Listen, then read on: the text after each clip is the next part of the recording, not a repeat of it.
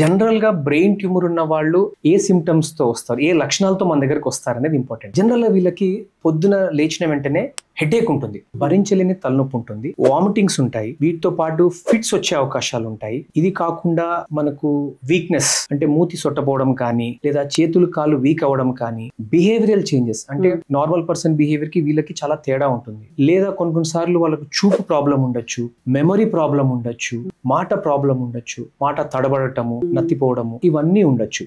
అయితే మనం ఇక్కడ గుర్తుపెట్టుకోవాల్సింది ఏంటి అంటే హెడేక్ ఉన్న వాళ్ళందరికీ ట్యూమర్స్ ఉన్నట్టు కాదు. సో ఇది సిమ్టమ్స్.